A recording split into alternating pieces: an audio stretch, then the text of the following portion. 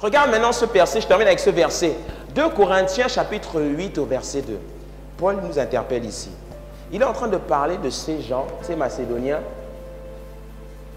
où il dit, au milieu de beaucoup de tribulations qui les ont éprouvées, leur joie débordante et leur pauvreté profonde ont produit avec abondance de riches libéralités de leur part. Comment quelqu'un peut être pauvre et produire de l'abondance et de riches libéralités? Paul est en train de parler de l'extrême pauvreté des Macédoniens ici. Ok? Ou des Corinthiens, je ne sais plus. Mais ce que Paul est en train de nous dire ici, c'est que ces gens étaient pauvres, mais ils étaient profonds. Tu peux être pauvre, mais être profond dans la parole. Et c'est cette profondeur dans la parole-là qui va te sortir de ta pauvreté. C'est pour cela que quand on donne ce type d'enseignement, on ne donne pas ce type d'enseignement pour les gens qui ont de l'argent.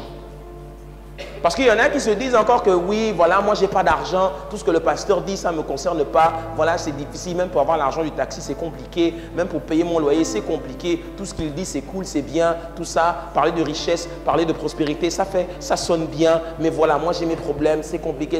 Non, sois profond dans la parole, prends la parole là et mets ça en pratique. Et comme eux, tu arriveras à produire des choses abondantes et beaucoup de libéralité. Et tu sortiras de ta pauvreté. Alléluia. Tout ce que Dieu te demande, c'est de connaître la parole. Et c'est ce que nous allons maintenant toucher. C'est que tu connaisses la parole et que tu la mettes en pratique. Que tu arrêtes de regarder la télévision ou les vidéos sur YouTube à essayer de faire un copier-coller de ce que tu vois ailleurs. Non, prends la parole. Écoute la parole, mets-la en pratique. Parce qu'il n'y a pas mieux que la Bible pour te parler de prospérité financière que dans la parole. Les lectures, les études que l'on trouve ailleurs sont bien. Mais la parole de Dieu, elle est merveilleuse.